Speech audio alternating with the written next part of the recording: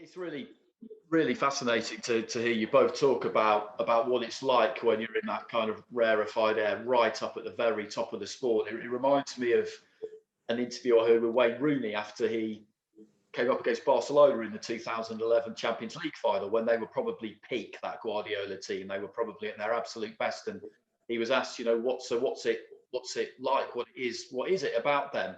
And he just said it's everything. When they've got the ball, you have to work so hard to get it back. But when you've got it, you have to work so hard to keep it. Like every second that ball is in play, they're just making demands of you that other teams have just never made. And he said, we're all super fit. Of course we are, like you were, like Matt was. But you're just exposed to something that they're used to, and you're not. I just can't wait to see it on Saturday. I mean, I think what the thing is, and that's how they. That's see what was I saying there is that's how they move. That's every day to them. That's just the way they move. You have to be at 110%, and that's their 80%. That's just that. It's these special elite people, and I know everyone doesn't like the phrase of world champion, world class, but the fact of it is there is world class fighters, but then there's another bracket on top of that, and you don't see it very often, and he is of that very few elite level people. There's a couple of them in the world right now. Lomachenko's one. The kid who's just defeated him has obviously proven he's one, but I ultimately think size has beat that kid. I think he's just gone too far, and I told him that when I met him face to face. The only thing that'll beat you, kid, is size. I genuinely believe that. But there's a couple of them. Usyk's one of them. They're just Canelo. I don't know if I just said Canelo, but Canelo's another one. The freaks, mate. Roy Jones Jr. is one, Floyd Mayweather's one. They're just these people, and when they're working at 80%, you have to have 100. You have to be at 110% just to even keep with them, just to even like be in a close round. And these fighters are world class. You have to understand what Floyd Mayweather's done to world class fighters. He makes them look stupid. Yeah, and Lomachenko has made multiple world champions look ridiculous. Alexander Usyk went in. You have to remember, against Gassiev, he was a very, very slight favourite. And he made Gassiev look like a novice. He couldn't land a punch on him. He just couldn't do anything. His own trainer was asking him in the corner, do you even want to be here? A man who's trained him for 12 weeks and just Abel Sanchez was saying, what are you doing? He just couldn't deal with it. And that's what I'm saying about these elite level guys. They're very, very rare, mate. There's loads of world-class fighters. Some win world titles, some don't. But them elite level boys who you're seeing now, they don't last. They come round very, very rarely, in my opinion. You can count on a handful of our era, mine and Mac's era, how many there has been genuinely elite level, world champions, world class fighters. So just enjoy it while he's here. As I said, I've always said it, and I'll say it again. I think the only thing that really beats Alexander Usyk is size. Derek Chisora does have size and weight over him. I don't think anyone in and around his natural weight will ever beat him. I just think he is that good. He's exceptional at what he does. He dictates the pace and does things perfectly well. His feet control everything. But this is what I'm saying. When he goes to this new weight division, them advantages that he has, them things that set him aside from everybody else, they're no longer in his favour. Yes, he's still got them feet and they are still great, but he's no longer going to be able to dictate with them feet. Them feet can dictate against like someone of the size of me, 6'3", 15 stone. He can dictate certain things to me. Del Boy's going to be 17 stone in that ring. He ain't dictating nothing to Del Boy. Not well, unless he hits Del hard in them first couple of rounds and gets respect, which, by the way, can happen because, you can get your ass stung pretty quick, in the early rounds. So, barring them first couple of rounds, unless he gets caught cold, Del, which I don't think he will because the fucker warms up for about an hour before he gets in the ring, the lunatic. But barring that, I just see a long, hard night, mate. I really do. And hopefully Del Boy turns back the clock and just shocks the world. That would be my ideal thing. And I say that with a heavy heart because I genuinely really like Alexander Usyk. What a fella, mate. What a fella. But you stick by your own where I'm from, mate, and I definitely stand by Del. So before we let you go, given how you've just been talking there about these absolute once in a generation almost fighters, and you named a good number of them there. We had an interesting chat with Dave Colwell a few weeks ago about whether about the extent to which natural talent really exists. The debate basically about, are champions born or are they made? Is it a combination of the two? I think we kind of came down on the idea that it was a combination of the two, because certain people pick things up quicker than other people, and that's really what kind of talent is. But when you're talking about the absolute best, they've just got that extra something that other people just don't have. Is that just something they're born with? Is that just something they've been blessed with? First and foremost, I think the most important thing is to be that one of them elite level boys, you have to be a really good athlete. There's no two ways about it. If you are not a top level athlete, you are not going to be. Yes, you're boxing. So people will say, well, not necessarily.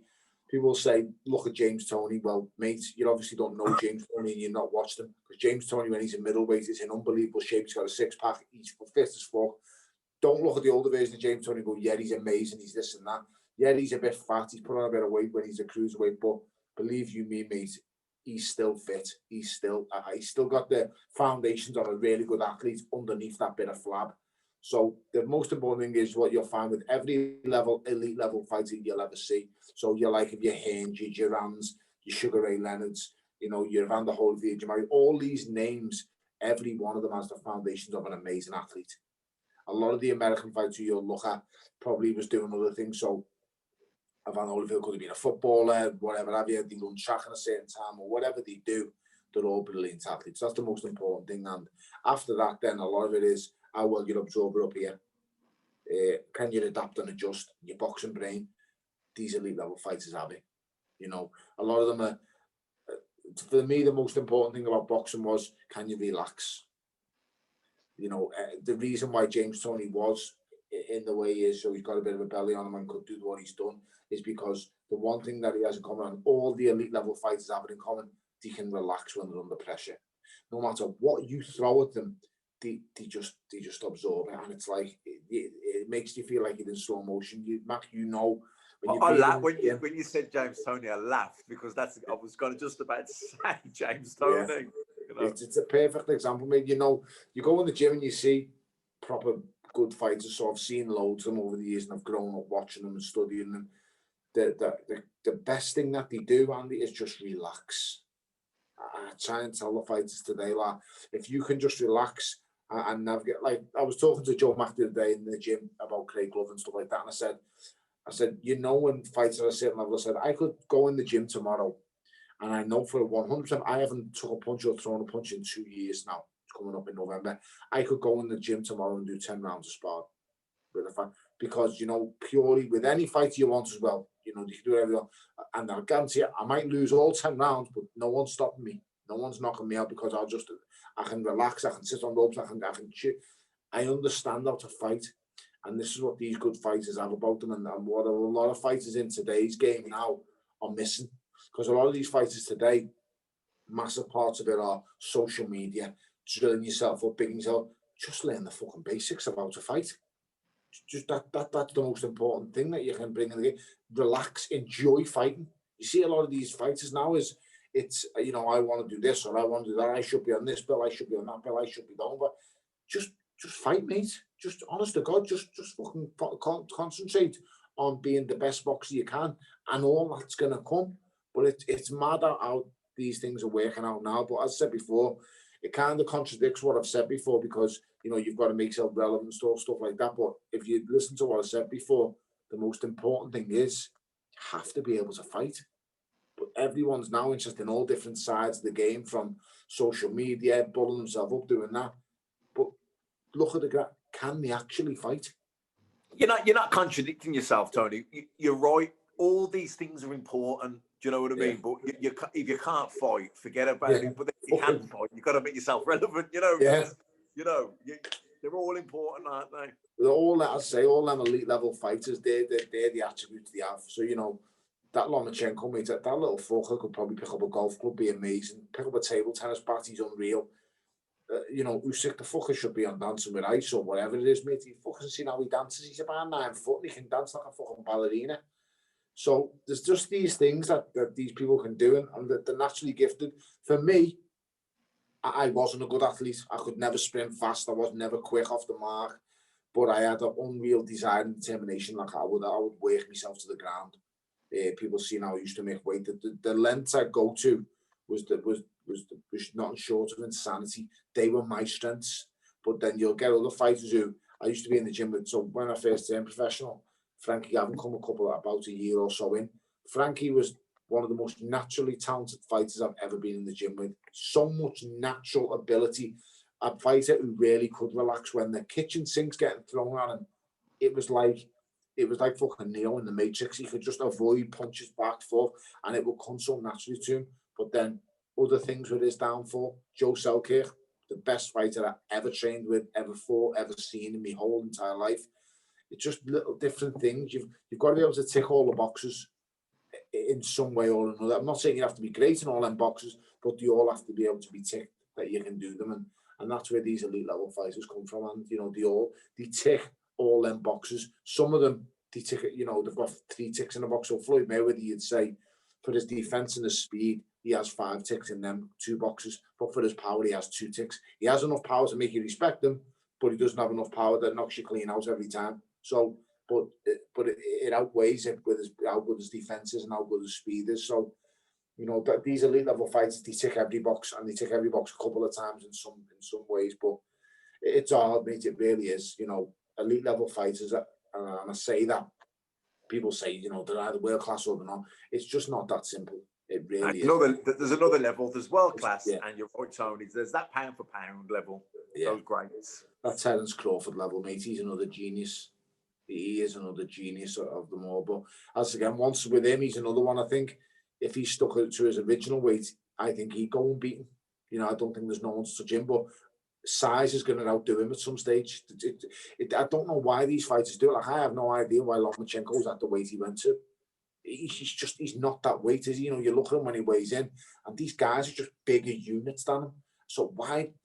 It's like everyone's obsessed with someone who goes to. Why isn't someone just happy with someone who just like Marvin Hagler just stays at the weight and just reigns supreme?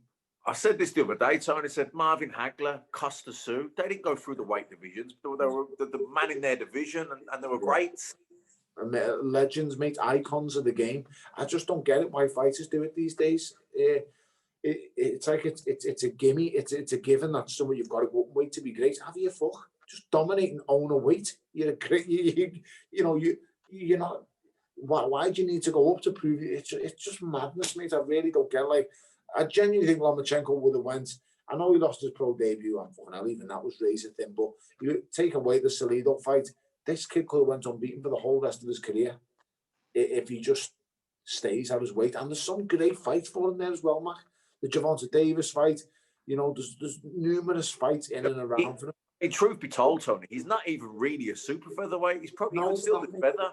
Featherweight's easy all day, and he knows he can do feather. Because if you remember, who did he beat when he first went up to super feather? He said straight away, I want to go back down to 9 stone. He said it in the ring with Bob Arum next to him. You know, I can go back down again, you know, now that I've won this. And that was his first fight at super feather.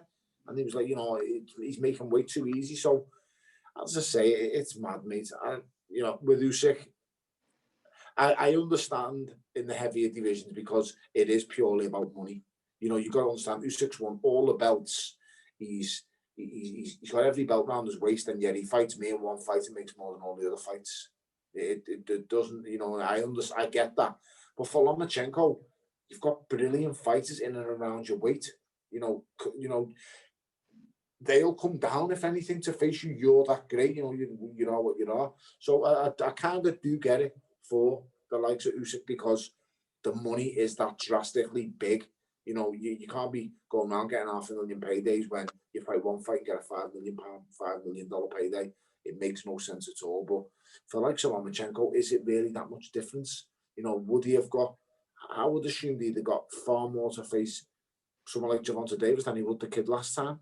You know, but it's just boxing how it goes. It's changing and evolving all the time. I say everyone's obsessed with people who jump up in weights and face numerous champions. It's just different now. You know, all as I would just probably the champ. I think the Gervonta Davis one would have been difficult because obviously he's with Heyman, PBC. You know, Lopez is top rank. Lomachenko is in house, wasn't it? But then you see, you know, the Leo Santa Cruz fight to make things like that. You know, there's other fights.